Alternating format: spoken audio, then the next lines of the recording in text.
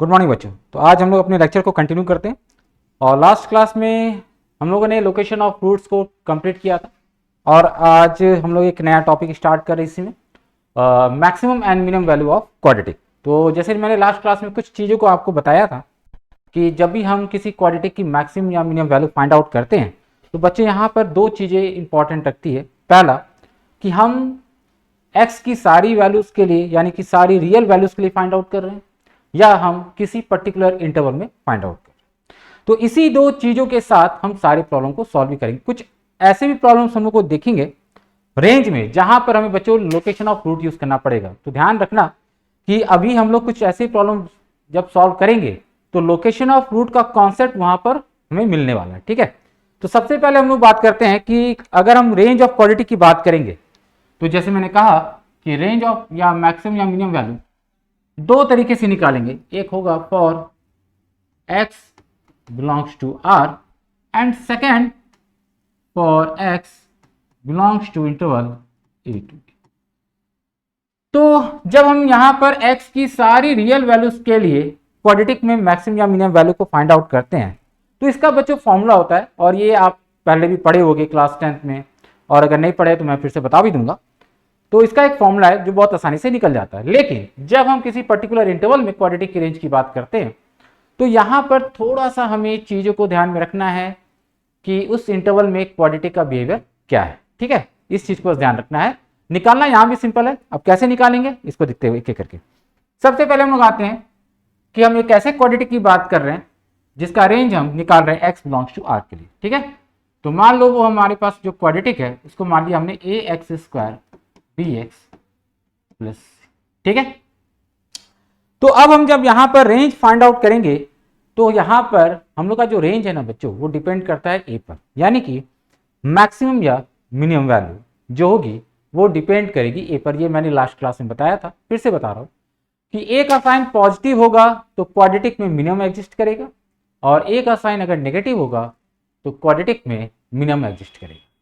तो हम लोग यहां पर इसी साइन के साथ हम लोग यहां पर देखेंगे कि क्वाड्रेटिक किस तरीके से अपनी मिनिमम वैल्यू दे रहा है और किस तरीके से मैक्सिमम वैल्यू दे रहा है। तो इसको फाइंड आउट करने के लिए क्या करते हैं हम लोग, सबसे पहले हम क्वाड्रेटिक को परफेक्ट स्क्वायर फॉर्म में लेके आते हैं। तो बच्चों आपको याद होगा जब क्वाड्रेटिक में रूट्स फाइंड आउट किए जाते थे तो वहां पर हम लोग इसे एक परफेक्ट स्क्वायर फॉर्म में चेंज करते। तो बिल्कुल वही फॉर्म यहां भी मैं लिख रहा हूं, ध्यान से देखना। x प्लस b/2a का होल स्क्वायर, ठीक है, प्लस c/a माइनस b²/4a। ठीक है, थोड़ा सा इसको हम लोग चाहे तो और सिंपल बना सकते हैं। ठीक है,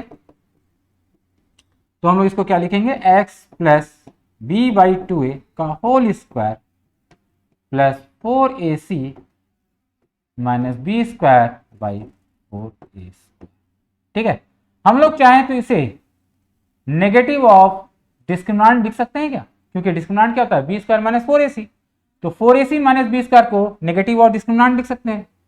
तो fx जो होगा वो हम लोग का हो जाएगा x प्लस b/2a का होल स्क्वायर माइनस d/4a²। ठीक है, अब मैं बात कर रहा हूं इसके मैक्सिमम और मिनिमम वैल्यू की। ठीक, तो हम लोग क्या कह रहे हैं कि हम लोग x की वैल्यू को, ठीक है, छोटी वैल्यू से बड़ी वैल्यू की ओर ले जाते हैं। तो जब भी मैं यहां पर fx की ग्रेटेस्ट या लिस्ट वैल्यू की बात कर रहा हूं तो हम लोग का सबसे पहले माइंड किया जाता है कि fx जो है वो एक्चुअल में उसकी ग्रेटेस्ट या लिस्ट वैल्यू जो है बच्चों वो डिपेंड किस पे कर रहा है। सबसे पहले ये सोचो, हम लोग अगर ऑब्जर्व करें तो हम लोग का जो fx का ग्रेटेस्ट या लिस्ट वैल्यू वो डिपेंड करेगा बच्चों इस चीज पर। ठीक है, क्योंकि बाकी सब तो कांस्टेंट है, तो पूरा का पूरा चीज हम लोग का ये डिपेंड करेगा। ठीक है, अब मैं यहां पर दो केस बना रहा हूं। ठीक है, देखना, पहला केस अगर a हम लोग का ग्रेटर देन 0, ठीक है, तो a हमने ले लिया पॉजिटिव नंबर। ठीक, अब ध्यान से देखते जाइएगा। अब a अगर मेरा पॉजिटिव है तो अंदर वाली क्वांटिटी जो भी आएगी वो एक पॉजिटिव नंबर से मल्टीप्लाई होगी, है ना। ठीक, अब ध्यान से ऑब्जर्व करो, ये मेरा क्या होता है, एक पॉजिटिव नंबर होता है। मैं जैसे जैसे x को बढ़ाते जाऊंगा ये पूरी वैल्यू क्या होगी, बढ़ती जाएगी। यानी अगर मैं x को इंफिनिटी की ओर ले जा रहा हूं तो ये पूरी वैल्यू भी क्या होगी, इंफिनिटी की ओर जाए, है कि नहीं। और जब ये इन्फिनिटी जा रहा है तो पूरा वैल्यू इन्फिनिटी जा रहा होगा, क्योंकि ये तो कांस्टेंट है, इसका तो कोई इफेक्ट पड़ने वाला नहीं। तो पूरा वैल्यू अगर इन्फिनिटी चला गया तो इन्फिनिटी इंटू पॉजिटिव नंबर क्या हो गया, इन्फिनिटी हो गया। तो हमने क्या देखा कि भाई जैसे जैसे हम एक्स को बढ़ाते जा रहे हैं तो हम लोग का पूरा वैल्यू कहां तक जा रहा है, इन्फिनिटी तक जा रहा है। ठीक है, तो हमने ये कंक्लूजन निकाला कि अगर हम लोग x को इन्फिनिटी की ओर ले जा रहे हैं तो fx भी हमारा इन्फिनिटी। ठीक है, दूसरी चीज, जब हम मिनिमम की बात करेंगे तो मैं ये सोचूंगा कि चूंकि हम लोग का fx जो है वो उसकी मिनिमम वैल्यू भी इस पर डिपेंड करे, तो जब ये मिनिमम होगा तो पूरा fx मिनिमम होगा। अब ये मिनिमम कब होगा, तो क्लियर दिख रहा है कि ये क्या है, परफेक्ट स्क्वायर नंबर बेटा। अगर ये परफेक्ट स्क्वायर नंबर है तो डेफिनेटली इसकी वैल्यू 0 से छोटी नहीं हो सकती है, या तो 0 होगी या 0 से बड़ी होगी। लेकिन अगर आपने बोला कि सर यहां पर ये नेगेटिव हो जाए, पॉसिबल नहीं है, क्योंकि ये परफेक्ट स्क्वायर है भाई। तो परफेक्ट स्क्वायर होने की वजह से इसकी जो मिनिमम वैल्यू होगी वो हम लोग का क्या होगा, 0 होगा, क्योंकि अगर ये 0 होगा तभी जाकर fx क्या होगा, मिनिमम होगा। क्योंकि जैसे जैसे हम x को बढ़ाएंगे तो ये हम लोग का ग्रेटेस्ट वैल्यू, और जैसे जैसे हम इसको छोटा करते जाएंगे पूरे को, ये क्या होगा, छोटा वैल्यू देगा।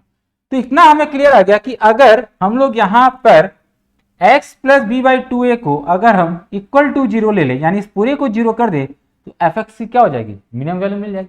तो हम लोग यहां देख सकते हैं कि fx की जो मिनिमम वैल्यू हम लोग को मिली, ठीक है, वो वैल्यू क्या मिली, तो ये क्या हो गया, 0। अगर ये 0 हो गया तो a जो होगा वो इसके साथ मल्टीप्लाई होगा, तो क्या दे देगा भाई हम लोग को, -d/4a। ठीक है, लेकिन क्वेश्चन अब ये उठता है कि x की कौन सी वैल्यू के लिए आपको मिला। तो ये कब 0 हो रहा था बच्चों, ये कब 0 हो रहा था, ये 0 हो रहा था जब x की वैल्यू -b/2a होगा। इसका मतलब हम लोग ये कह सकते हैं कि ये x इक्वल टू -b/2a। तो हमने देखा कि जब a पॉजिटिव हुआ तो हम लोग को fx की मिनिमम वैल्यू मिल रही थी। मैक्सिमम हम लोग नहीं फाइंड आउट कर सकते हैं, क्योंकि मैक्सिमम कहां जा रहा था बच्चों, ये इन्फिनिटी अटेंड कर रहा है, इसलिए हम लोग इसकी मैक्सिमम वैल्यू डिफाइन नहीं कर सकते। तो इसलिए जो हम क्वाड्रेटिक की बात करते हैं कॉनकेव अपवर्ड, हमेशा उसमें मिनिमम ही एग्जिस्ट करता है, मैक्सिमम एग्जिस्ट नहीं करता है। ठीक है, तो इसलिए यहां पर हम लोग जो ग्राफ ड्रॉ करते हैं तो उसमें आप लोग को दिखता होगा, ये जो मैं ग्राफ ड्रॉ कर रहा हूं इसमें दिखता होगा कि यहां पर हम लोग का मिनिमम होता है। ठीक है ना, तो अब आपको क्लियर होगा कि भाई क्यों क्वाड्रेटिक में यहां मिनिमम है, मैक्सिमम क्यों नहीं पॉसिबल है। ठीक, सिमिलर वे से अब अगर हम लोग यहां पर a को नेगेटिव ले लें, ठीक है, सेकंड केस लेते हैं हम लोग। सेकंड केस है हम लोग का इफ a नेगेटिव, ध्यान से देखना, a हम लोग का भाई क्या है, नेगेटिव है, x plus B by 2a का होल स्क्वायर माइनस डी।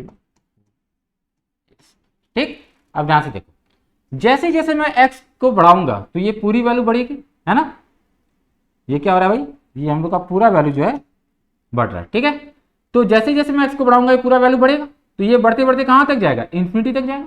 अच्छा, ये तो कांस्टेंट, इसका रोल तो है नहीं, तो यानी कि पूरा का पूरा क्या हो रहा है, इन्फिनिटी। लेकिन a क्या है मेरा, नेगेटिव नंबर। अगर नेगेटिव है तो अगर ये इन्फिनिटी बन रहा है तो बच्चों ये नेगेटिव नंबर के साथ मल्टीप्लाई होकर क्या हो जाएगा, माइनस इन्फिनिटी चला जाएगा। यानी कि अगर हम यहां पर x को इन्फिनिटी की ओर अप्रोच करें तो fx जो है वो कहां जा रहा है, माइनस इन्फिनिटी। ठीक है, तो भाई हम लोग को ये पता चल गया कि मैं अगर fx की मिनिमम वैल्यू निकालने की बात करूं तो पॉसिबल नहीं है, क्योंकि मिनिमम वैल्यू कहां जा रही है, माइनस इन्फिनिटी जा रही है। तो इसका मतलब ये हो गया कि हम लोग यहां पर मैक्सिमम के बारे में सोच सकते हैं, मिनिमम के बारे में सोच नहीं सकते। ठीक है, अब जैसे मैंने कहा कि अब हम लोग को मैक्सिमम वैल्यू निकालना है, तो मैक्सिमम वैल्यू का मतलब क्या है कि देखो ये है नेगेटिव क्वांटिटी, ये क्या है हम लोग का नेगेटिव क्वांटिटी है। तो नेगेटिव क्वांटिटी को जितना कम मैग्नीट्यूड से मल्टीप्लाई करोगे वो उतना बड़ा नंबर मिलेगा। जैसे -1 इंटू 2 और -1 इंटू 4 में कौन बड़ा कौन छोटा है, तो ये वाला नंबर क्या होता है, बड़ा होता है ना बेटा, ये क्या होता है, छोटा होता है। क्यों छोटा होता है, क्योंकि नेगेटिव नंबर का मैग्नीट्यूड जितना बड़ा होगा वो उतना छोटा होता है। तो इसका मतलब ये क्लियर हो गया कि भाई हम लोग अंदर वाले को जितना स्मॉल बनाएंगे हम लोग को fx कितना मिलेगा, उतना मैक्सिमम मिलेगा। तो हम लोग ये पहले भी देख चुके हैं कि हम लोग का जो स्मॉलेस्ट वैल्यू मिल सकता है अंदर वाले का, वो क्या मिल सकता है, जब ये 0 हो जाए। जब ये हम लोग का 0 हो जाएगा ना, तभी हम लोग का पूरा क्या होगा, स्मॉल होगा। अगर ये 0 हो गया तो स्मॉल वैल्यू क्या आ जाएगी, -d/4a²। इसको a से मल्टीप्लाई कर देंगे तो हम लोग को क्या मिल जाएगा, fx की मैक्सिमम। तो fx की जो मैक्सिमम वैल्यू मिली यहाँ पर बच्चों, वो हम लोग का क्या मिला, -d/a। और कहां पर मिला, हम लोग का -b/2a पे, क्योंकि ये कब 0 हो रहा है, जब x हम लोग का -b/2a। अब एक कंफ्यूजन अक्सर आप लोगों में होता है कि सर यहां आपने पहले वाले में मिनिमम निकाला था, ठीक है, मैं दिखा भी दे रहा हूं कि पहले वाले क्वेश्चन में हम लोग जो मिनिमम निकाला था और अभी जो मिनिमम निकाला है बिल्कुल सेम आ रहा है सर। ऐसा क्यों हो रहा है, ऐसा इसलिए हो रहा है बच्चों क्योंकि हम लोग का fx जो है वो तो एक ही फंक्शन है। तो जब एक ही फंक्शन है तो हम सिर्फ उसका मैक्सिमम और मिनिमम जो हो रहा है ना, वो एक ही साइन की वजह से हो रहा है। तो अगर वो एक ही साइन की वजह से हो रहा है तो मैग्नीट्यूड तो हम लोग का सेम ही रहेगा। तो मैग्नीट्यूड अगर सेम है बच्चों तो क्या फर्क पड़ता है कि यहां पर हम लोग मैक्सिमम की बात करें मिनिमम, क्योंकि अगर मैक्सिमम होगा तब भी वही आएगा और मिनिमम होगा तब भी वही आएगा। इसलिए जब मैं मैक्सिमम की बात कर रहा था, जैसे पहले वाले क्वेश्चन में जब मैं मिनिमम निकाल रहा था तब भी मैं क्या कर रहा था, इसको 0 ही कर रहा था, है कि नहीं। और जब मैं मैक्सिमम निकाल रहा हूं तब भी तो इसको 0 ही कर रहा हूं। इसका मतलब दोनों में काम तो हम एक ही कर रहे हैं, इसलिए हम लोग का fx की मैक्सिमम या मिनिमम वैल्यू सेम मिल रही बच्चों, ठीक। तो इस तरीके से fx की मैक्सिमम या मिनिमम वैल्यू हम लोग फाइंड आउट करते हैं जब x हम लोग का रियल होता है, ठीक। लेकिन ध्यान रखना ये फॉर्मूला सिर्फ और सिर्फ तब एप्लीकेबल होगा जब x बिलोंग्स टू r, ठीक। अब हम लोग नेक्स्ट आते हैं प्रॉब्लम, जो मैंने कहा था कि अगर हम लोग का क्वाड्रेटिक का रेंज किसी पर्टिकुलर इंटरवल में फाइंड आउट करना है, ठीक है। तो अब हम लोग आ रहे हैं सेकंड केस में। सेकंड केस हम लोग का ये कह रहा है कि अगर हम लोग का x बिलोंग्स कर रहा है, ठीक है, मैं यहां पर कोई भी एक इंटरवल ले रहा हूं, अल्फा या p और q ले रहा हूं, ठीक है, ज्यादा बेटर रहेगा। मान लो हम लोग p और q ले लेते हैं, ठीक है। अब मैंने कहा कि fx की रेंज मुझे इस इंटरवल में निकालनी, तो क्या स्टेप्स करना है, सबसे पहले ये समझो। देखो किसी भी इंटरवल में सबसे पहले तो आपको ये समझना है कि किसी क्वांटिटी का नेचर क्या क्या पॉसिबल होगा, ठीक। इसको मैं समझा रहा हूं, ध्यान से देखना डायग्राम के थ्रू।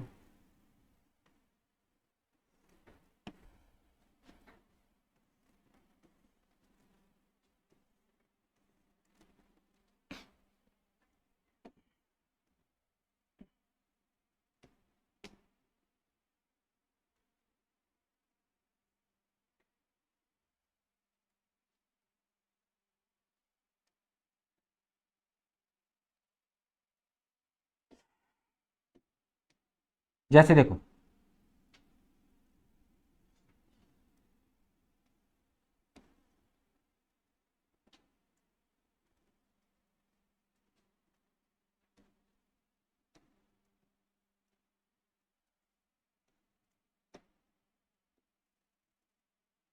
ये 3 पॉसिबल डायग्राम मैंने बनाया।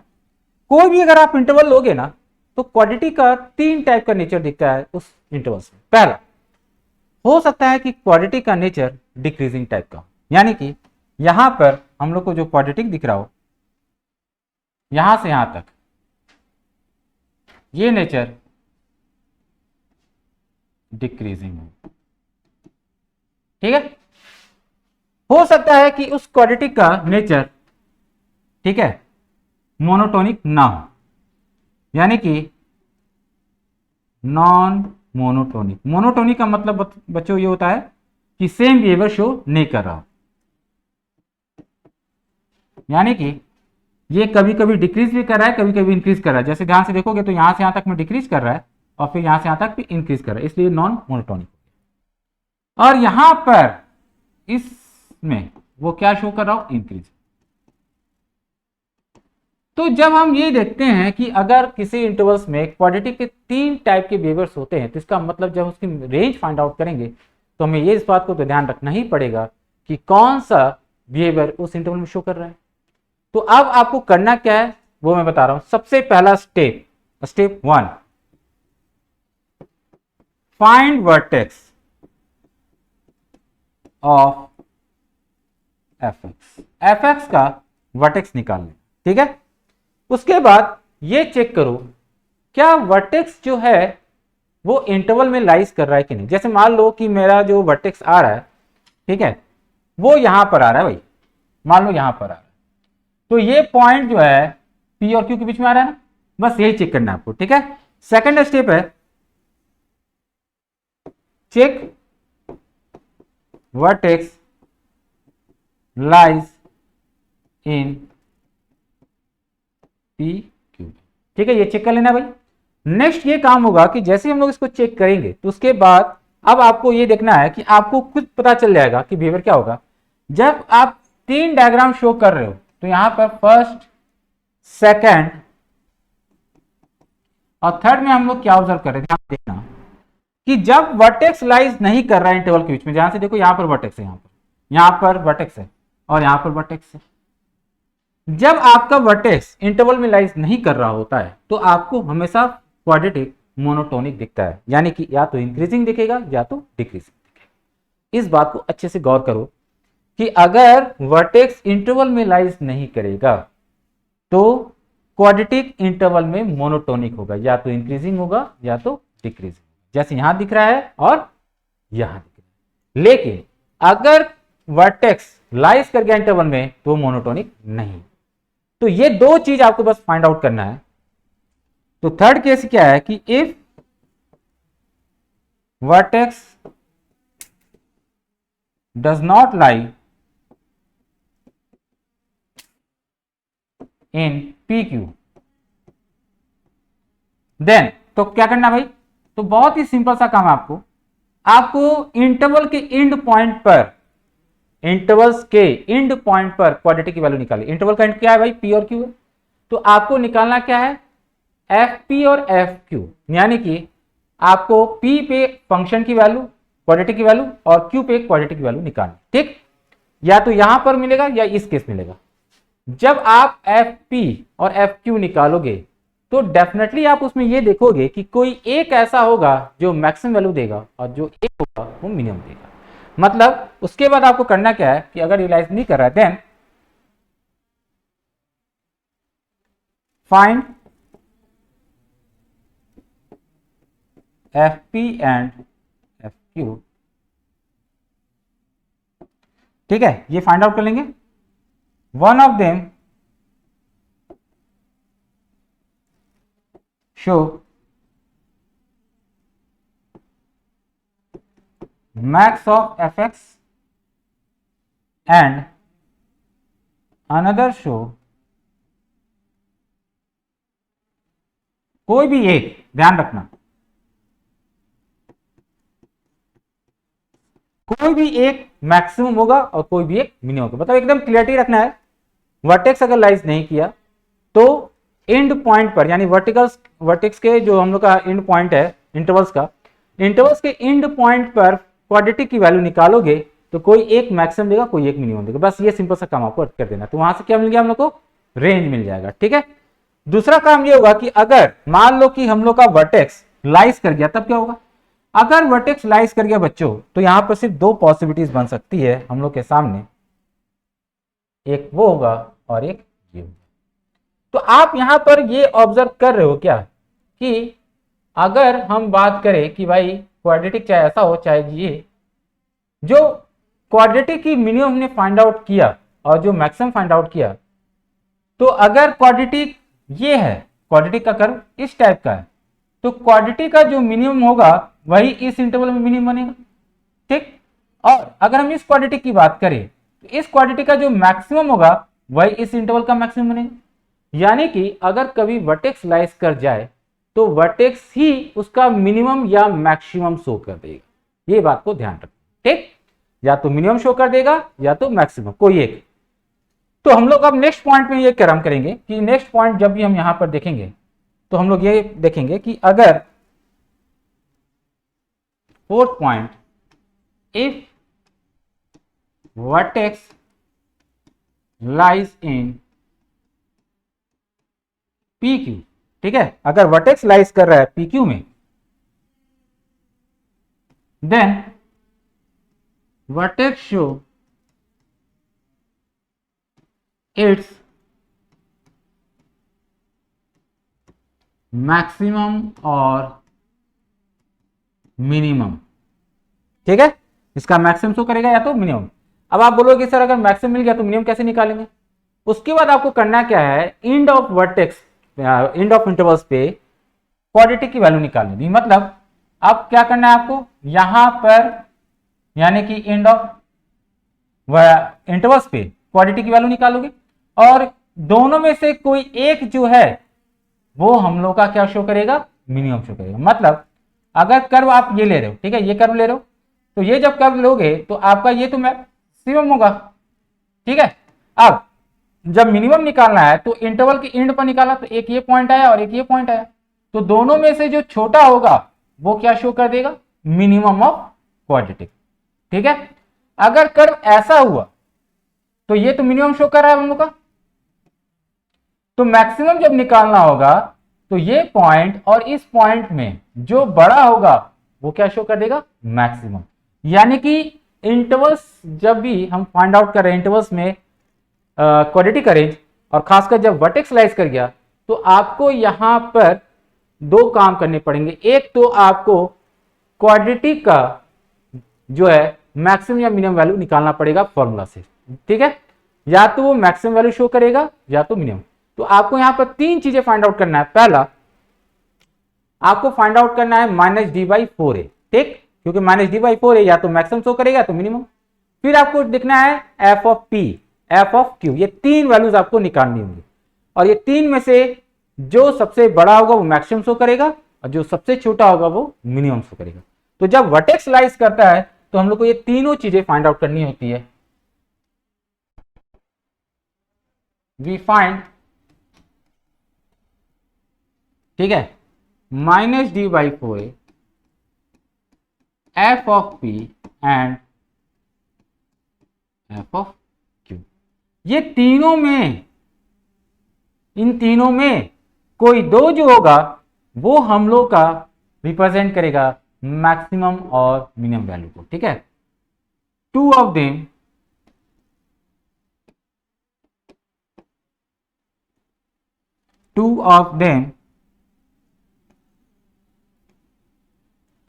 represent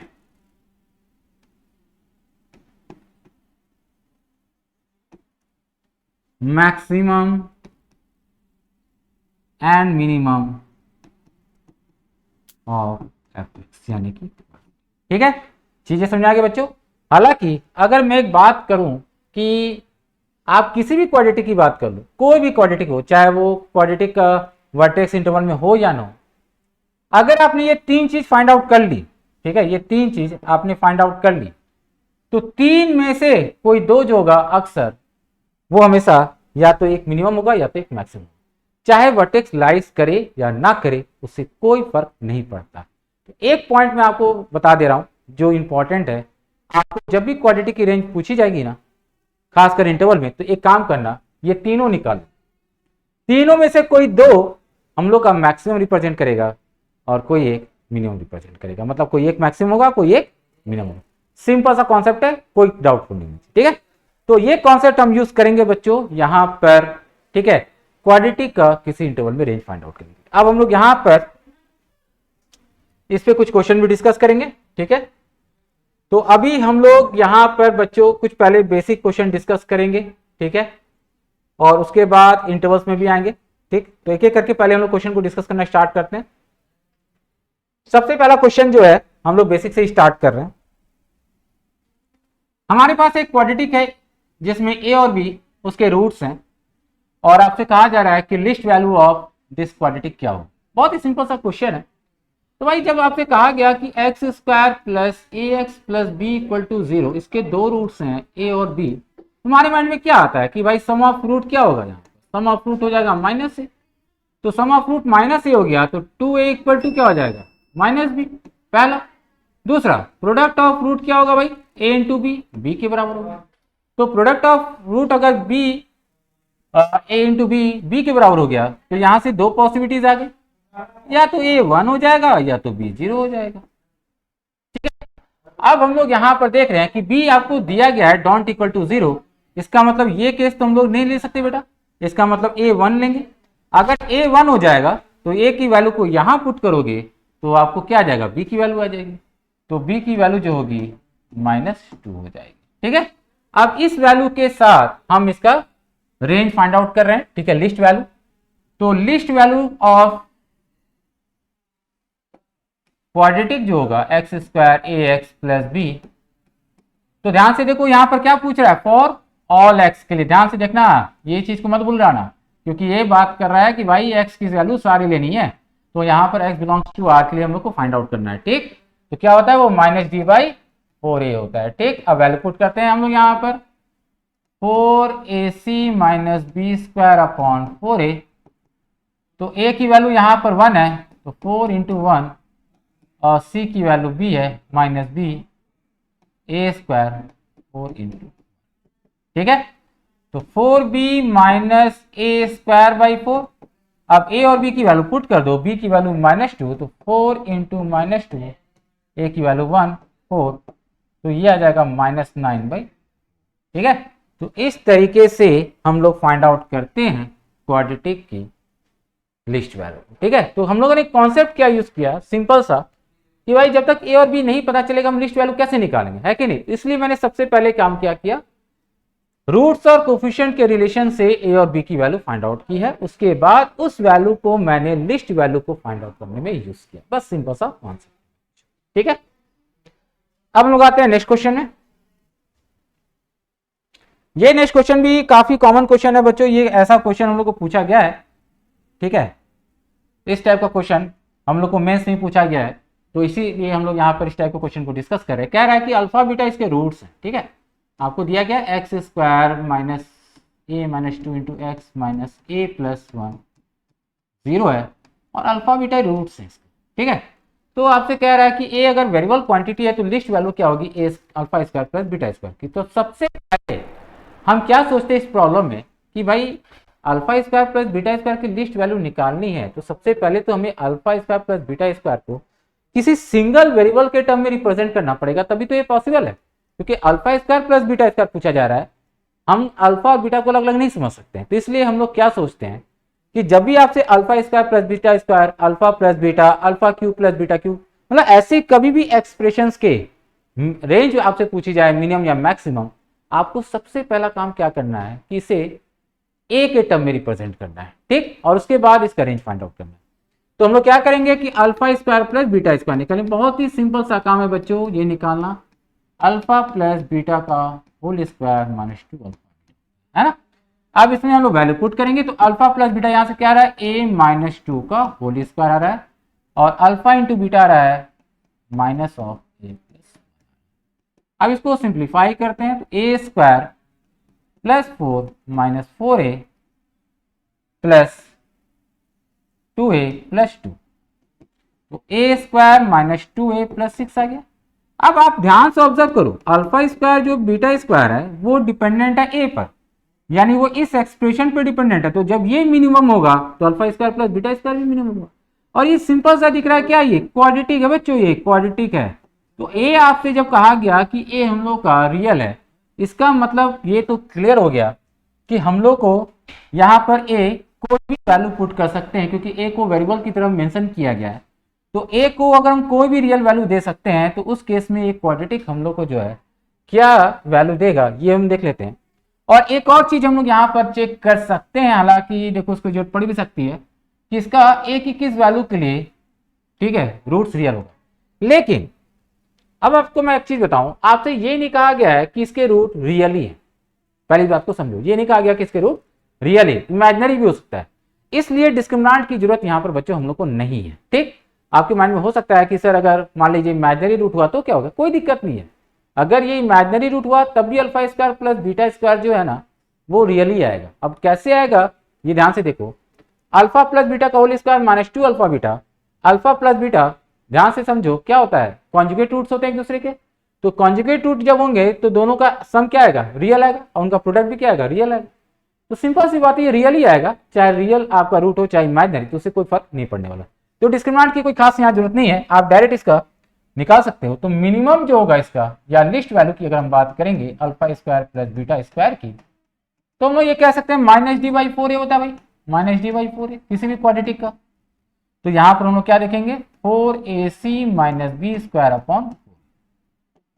अब सबकी वैल्यू पुट कर दो। ए स्क्वायर का कोफिशिएंट 1 है, कांस्टेंट हम लोग का सी है, बी की वैल्यू -2, तो ये 24 माइनस 4/4 जो आ रहा है 5, यानी कि इसकी मिनिमम वैल्यू हो जाएगी 5। बहुत ही सिंपल सा क्वेश्चन है बच्चों, बस इसी टाइप को ध्यान रखना है कि कभी भी अगर alpha square plus beta square, alpha plus beta, alpha cube plus beta cube, कभी भी अगर ऐसा एक्सप्रेशन का आपसे पूछा जाए मिनिमम, आप उसको सबसे पहले ए के टर्म में रिप्रेजेंट करना और तब उसकी मिनिमम वैल्यू निकालना, ठीक है। तो ये हम लोग का एक अनदर टाइप का क्वेश्चन डिस्कस। नेक्स्ट क्वेश्चन हम लोग जा रहे हैं बच्चों, वो भी बहुत ही अच्छा सा क्वेश्चन है। हम लोग को दिया गया कि एफ एक्स यहाँ पर एक क्वाड्रेटिक है, जी एक्स एक क्वाड्रेटिक है, और हम लोग को यहाँ पर दिया गया है कि minimum of f x greater than maximum of g x.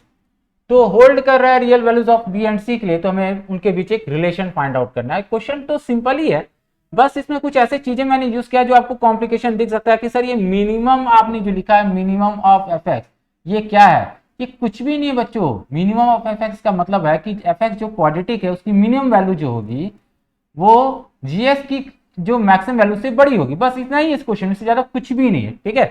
तो अब हम लोग यहाँ पर जो भी हमारे पास एफ एक्स है, तो एफ एक्स की जब हम लोग मिनिमम वैल्यू निकालेंगे, ठीक है, मिनिमम ऑफ एफ एक्स क्या हो जाता है, माइनस डी बाई फोर होता है कि नहीं होता है, बस ये बताओ। तो बस इसको हम लोग सॉल्व करेंगे। तो ध्यान से देखो, क्वेश्चन बहुत ही सिंपल सा है, सिर्फ इसमें आपको वैल्यूज पुट करनी है।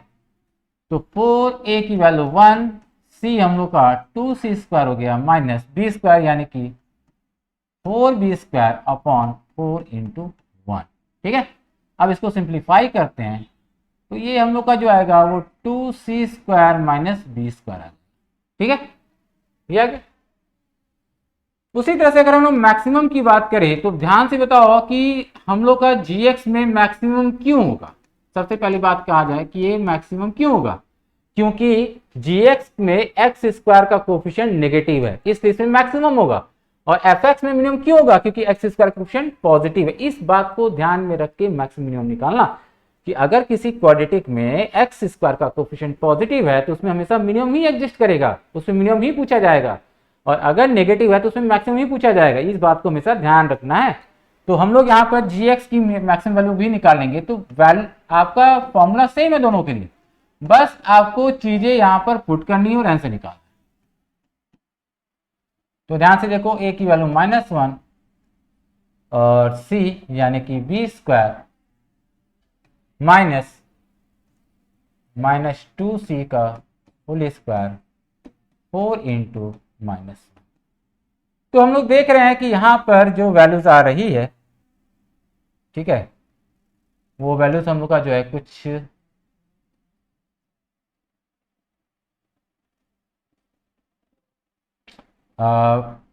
बी स्क्वायर और ये माइनस सी स्क्वायर, ठीक है। ध्यान से देखो, ये पूरा जो टर्म है ऊपर से हम लोग माइनस कॉमन ले लेंगे तो यहाँ प्लस हो जाएगा और यहाँ ही प्लस हो जाएगा और नीचे माइनस है, कैंसिल आउट हो जाएगा, तो बी स्क्वायर प्लस सी स्क्वायर आ जाएगा। तो अब ये कहा जा रहा है कि भाई मिनिमम ऑफ एफ एक्स जो है वो बड़ा है मैक्सिमम ऑफ जी एक्स से। तो मिनिमम ऑफ एफ एक्स क्या निकाले थे, 2c square minus B square, ठीक है, greater than b square plus c, ठीक है। तो ध्यान से देखो, हम लोगों ने यहाँ पर इसको इधर सॉल्व करेंगे, इसको इधर ले जाएंगे, तो सी स्क्वायर, ठीक है, हम लोग का 2b स्क्वायर से बड़ा।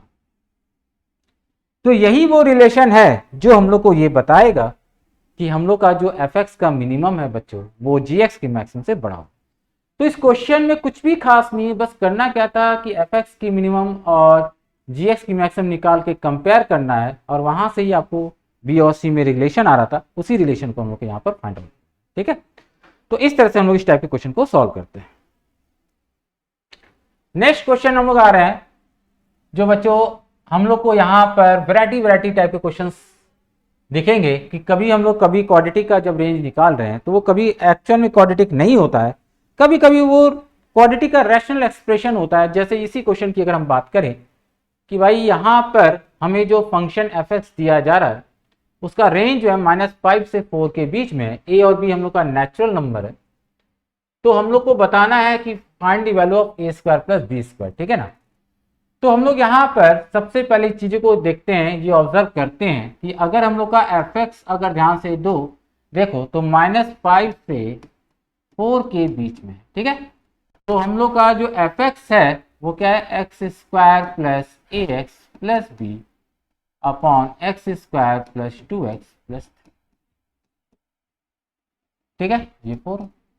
अब यहां ध्यान से देखो, अगर हम इस क्वाड्रेटिक की बात करें, इस क्वाड्रेटिक की, तो ये जो क्वाड्रेटिक है ना ये हमेशा पॉजिटिव होगा। अब आपके माइंड में क्यों, ये आपको याद करो, मैंने एक चीज बताई थी कि अगर कोई भी क्वाड्रेटिक का डिस्क्रिमिनेंट अगर लेस देन 0 हो जाए और कोफिशिएंट यानी एक की वैल्यू पॉजिटिव हो जाए तो वो क्वाड्रेटिक हमेशा पॉजिटिव साइन को रिप्रेजेंट करता है।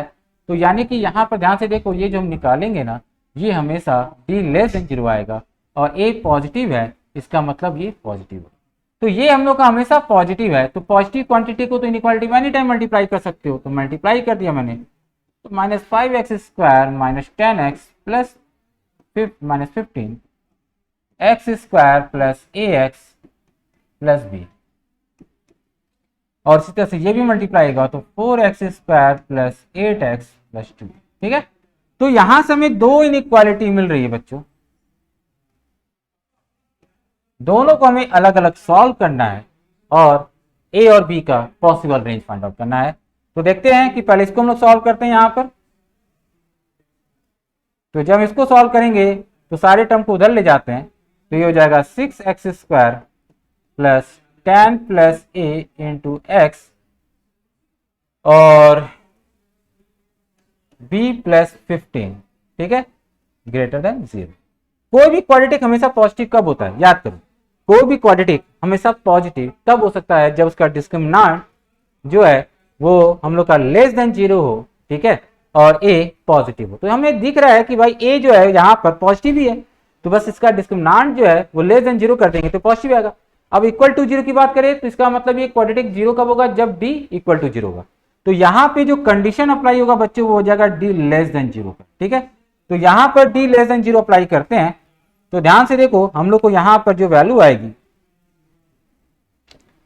10 प्लस a का whole square minus 24 b plus 15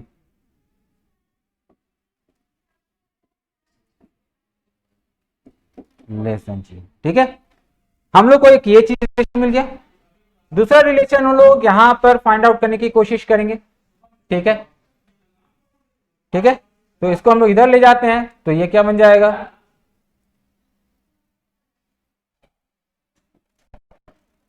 three x square, ठीक है।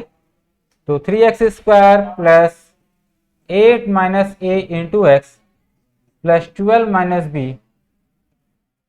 तो यहां भी सेम सिचुएशन है बच्चों, क्योंकि यहां भी पॉजिटिव चाहिए और a पॉजिटिव है, तो d less than equal to 0।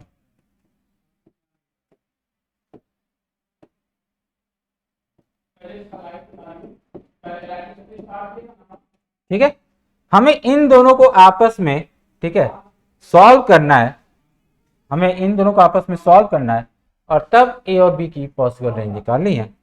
तो हम लोग करते क्या है, देखो आपको एक चीज पता ही होगा कि इनइक्वालिटी को हम ऐड कर सकते हैं लेकिन सब्ट्रैक्ट नहीं कर सकते।